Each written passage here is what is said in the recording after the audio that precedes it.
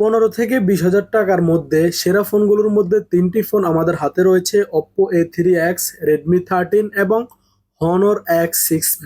তো সর্বপ্রথম আমরা কথা বলবো Redmi 13 নিয়ে। এই ফোনটা আপনারা দেখতে পাচ্ছেন, ব্যাক প্যানেলে গ্লাস ব্যবহার করা হয়েছে, খুবই চমৎকার ডিজাইনের এই ফোনটি।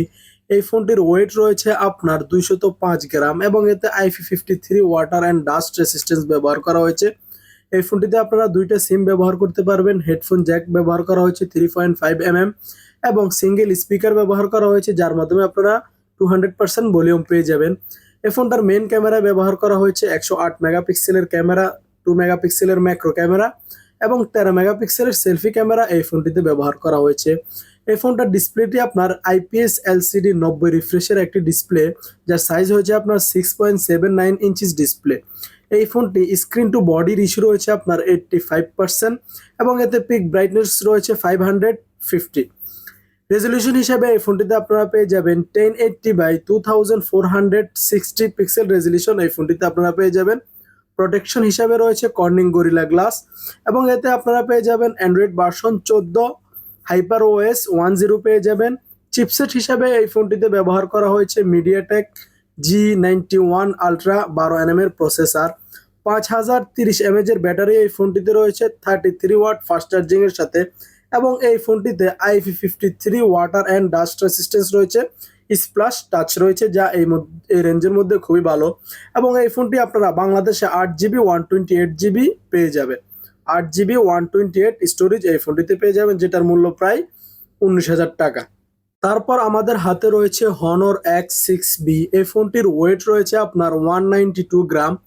এই ফোনটিতে আপনারা স্পিকার পেয়ে যাবেন, 3.5 mm জ্যাক পেয়ে যাবেন, নয়েজ ক্যান্সেলেশন পেয়ে যাবেন, মাইক্রোফোন পেয়ে যাবেন এবং এই ফোনটার ডিসপ্লেতে ব্যবহার করা হয়েছে আপনার TFT LCD 90 refresh rate, 780 peak brightness এই ফোনটির ডিসপ্লেতে রয়েছে। 6.5 inches display, 83% screen to body ratio রয়েছে, যেটা খুবই ভালো ছিল। এবং এই ফোনটিতে আপনারা দেখতে পাচ্ছেন ওয়াটার ডট ডিসপ্লে ব্যবহার করা হয়েছে। আর এই ফোনটি ডিউরেবিলিটি খুব ভালো, মিলিটারি গ্রেড শক রেসিস্ট্যান্স এই ফোনটিতে রয়েছে।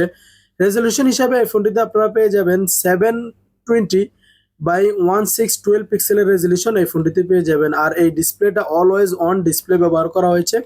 অ্যান্ড্রয়েড ভার্সন 14 এই ফোনটিতে রয়েছে। অপারেটিং সিস্টেম হিসেবে রয়েছে ম্যাজিক OS 8। চিপসেট হিসেবে এই ফোনটি রয়েছে মিডিয়াটেক G85 12 nm এর প্রসেসর, 50 মেগাপিক্সেলের মেইন ক্যামেরা, 2 মেগাপিক্সেলের ডেপথ সেন্সর রয়েছে, 5 মেগাপিক্সেলের সেলফি ক্যামেরা রয়েছে এবং 5200 mAh এর ব্যাটারি এই ফোনটিতে ব্যবহার করা হয়েছে। 35 ওয়াটের ফাস্ট চার্জিং রয়েছে। তারপর আমাদের হাতে রয়েছে Oppo A3X। এই ফোনটির ওয়েট রয়েছে আপনার 186 গ্রাম। এই ফোনটা মিলিটারি গ্রেড শক রেসিস্ট্যান্স ব্যবহার করা হয়েছে, খুবই চমৎকার ডিজাইন এই ফোনটিতে ব্যবহার করা হয়েছে। সাইড মাউন্টেড ফিঙ্গারপ্রিন্ট রয়েছে, ভলিউম আপ ডাউন বাটন রয়েছে, স্পিকার রয়েছে, one speaker, single speaker, 3.5 mm headphone Jack ব্যবহার করা হয়েছে এবং পাঞ্চুয়াল একটি ডিসপ্লে ব্যবহার করা হয়েছে। IPS LCD 90 রিফ্রেশের একটি ডিসপ্লে ব্যবহার করা হয়েছে, যার মধ্যে রয়েছে আপনার 1000 peak brightness. Screen to body ratio রয়েছে আপনার 85%, যেটা খুবই ভালো ছিল। রেজলিউশন হিসাবে এই ফোনটিতে রয়েছে 720 বাই 1604 পিক্সেল রেজলিউশন এই ফোনটিতে আপনারা পেয়ে যাবেন। প্রোটেকশন হিসাবে আপনারা দেখছেন পান্ডা গ্লাস ব্যবহার করা হয়েছে, অ্যান্ড্রয়েড ভার্সন 14 ব্যবহার করা হয়েছে। অপারেটিং সিস্টেম হিসাবে রয়েছে কালার OS 14। মিডিয়াটেক প্রসেসর এতে ব্যবহার করে নাই, এতে ব্যবহার করা হয়েছে স্ন্যাপড্রাগন 6S জেনারেশন 3। 8 মেগাপিক্সেলের মেইন ক্যামেরা রয়েছে, 5 মেগাপিক্সেলের সেলফি ক্যামেরা রয়েছে, 5100 mAh এর ব্যাটারি রয়েছে, যার সাথে রয়েছে 45 watt fast charging, IP54 water and dust resistance. এই তিনটা ফোন নিয়ে যদি আমরা ব্যাটারি কম্পেয়ার করি, তাহলে আপনারা দেখতে পারবেন যে হনরে রয়েছে 5200 mAh এর ব্যাটারি, অপ্পোতে রয়েছে 5100 mAh এর ব্যাটারি, রেডমিতে রয়েছে 5030 mAh এর ব্যাটারি। তাহলে এর মধ্যে আমরা ব্যাটারির দিকে পেয়েছি হনরে ব্যাটারিটা একটু বেশি।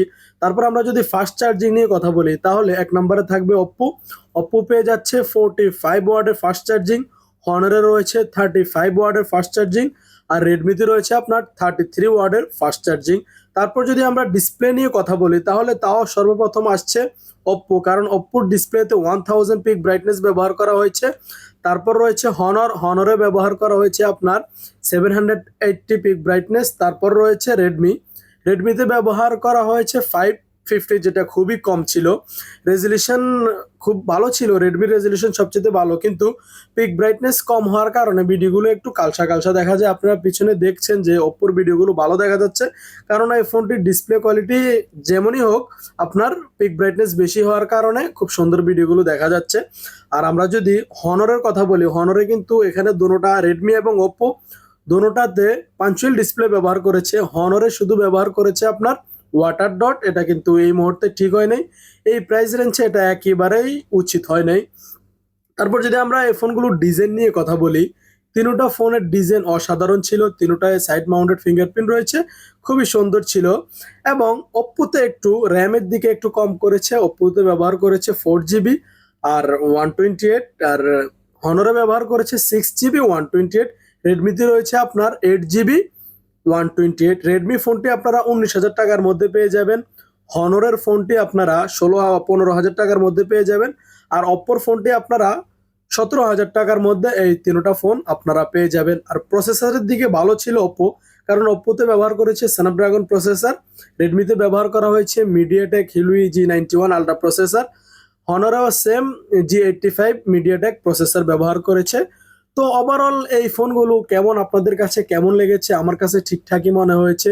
আপনাদের কাছে কেমন লেগেছে অবশ্যই কমেন্ট করে জানাবেন। আর আপনি এই তিনটা থেকে কোনটি কিনতে যাচ্ছেন সেটা অবশ্যই কমেন্ট করে জানাবেন। আর আমরা যদি বলি এই তিনটা ফোনের মধ্যে কোনটি সবচেয়ে শক্তিশালী, তাহলে আমরা বলবো ওপ্পো এবং হনর দুটোটা ফোনই শক্তিশালী, দুটোটাই মিলিটারি গ্রেড শক রেসিস্ট্যান্স খুবই মজবুত। তবে আমার কাছে ওপ্পোটা একটু বেশি মজবুত মনে হবে, কিন্তু রেডমিতে কোনো রকম প্রোটেকশন ব্যবহার করা হয় নাই। কিন্তু আবার হনরে আরেকটা জিনিস কম ছিল, সেটা হচ্ছে হনরে কোনো প্রকার আইপি রেটিং ছিল না। ওপ্পোতে IP54 রয়েছে, রেডমিতে IP53 রয়েছে, হনরে কোনো প্রকার আইপি রেটিং ছিল না।